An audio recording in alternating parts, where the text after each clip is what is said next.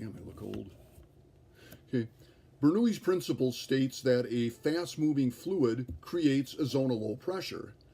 What I want to do is carry out a few demonstrations that will illustrate this point. And I'm going to perform these demonstrations at home where I have access to certain equipment that will enable me to perform these demonstrations on a slightly larger scale. Gee, I hope it goes well. Okay, I took a sheet of paper and made a pup tent out of it, which isn't exactly a great feat of engineering. It's just a folded piece of paper. And what I'm going to do is shoot a stream of air underneath it, which according to Bernoulli's principle should cause a low pressure zone to be underneath the tent with normal atmospheric pressure above.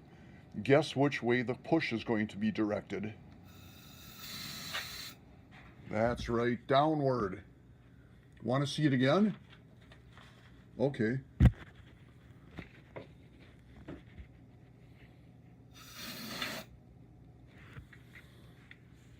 If you want to see it another time, just rewind the tape. Okay, I've got two styrofoam balls suspended from a beam, and what I am about to do is direct a stream of air in between them, which, according to Bernoulli's principle, should cause the air between the balls, the air pressure between the balls, to be lower relative to the surrounding pressure.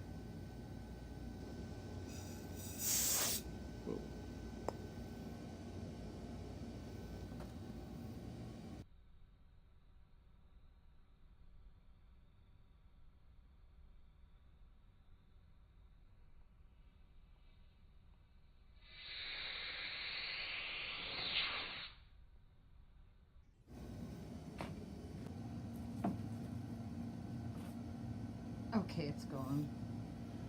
Okay, what I've got here is a clear glass tube and some sawdust. And what I'm going to do is send a stream of air above the glass tube, which again is going to create a low pressure zone above.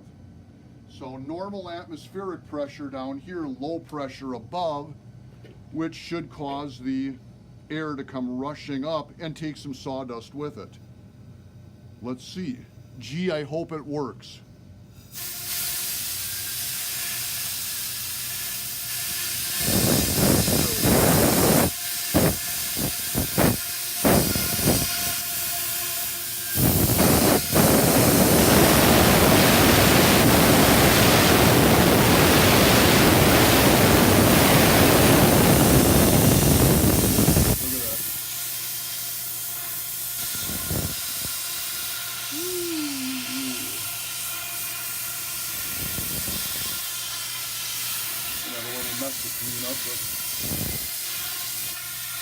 You watch how it's sticking.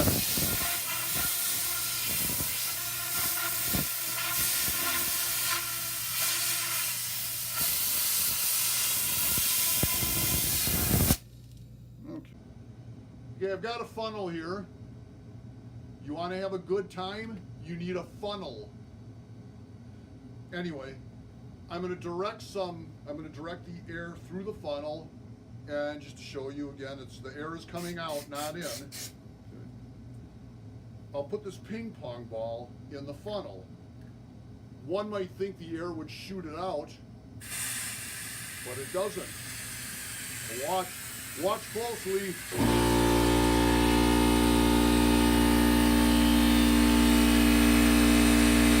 But when I stop, the compressor kicked in. But when I stop the airflow, out it goes. Okay, I've got a stress ball here, a Panther Pride stress ball, and the motor from my wet dry vac, which is going to serve as a blower.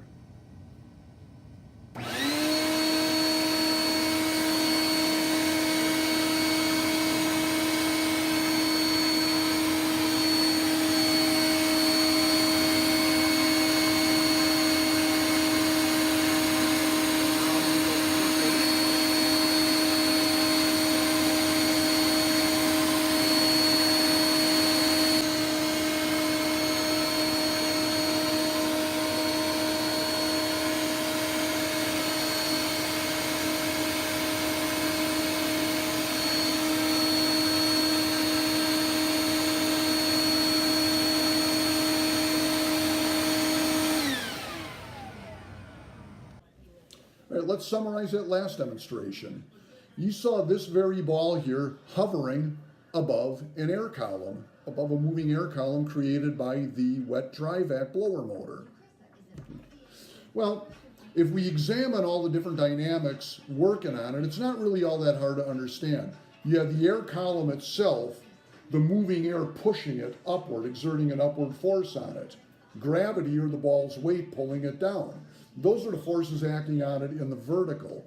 Now in the horizontal, the cause for that oscillatory motion, moving back and forth, was every time, according to Bernoulli's principle, you have a low pressure zone. That moving air caused a low pressure zone. Well, that means everything to the outside of that moving air was higher pressure. And the push is always from high to low. So anytime that ball got pushed outside of that moving air column, it was pushed right back in by the higher pressure. High pressure pushing it back into a lower pressure zone. When it went to the left, again, the high pressure pushed it back into the low pressure. And there you kind of have it. And I hope you learned something from this. I hope this is somewhat instructional. I enjoyed making it. And tune in another couple years when I make another video. All right, I've had a couple of students ask me, when is Brad the Parrot ever going to make another appearance in one of your videos? And I've got some misgivings about it, namely because ever since that video, for a couple of months afterwards, he developed kind of an attitude, kind of a big head, and he turned into kind of a dick. Kind of like some kind of Hollywood prima donna. You'd swear Brad the Parrot thought he was Brad Pitt. But anyway, just to appease a couple of people that that want to see him, well, here's Brad again. Here's Brad the Parrot. So, you want to say hi, Brad? Okay. Want a close-up? What? Did you say you wanted a close-up? All right, fine. So, yeah, he acts all nice now, but trust me, as soon as the camera goes off now for the next couple of weeks, he's going to be damn near impossible to live with.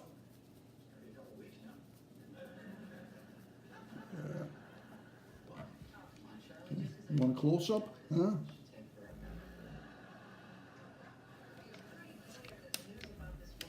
Okay, take a hike. See you next time.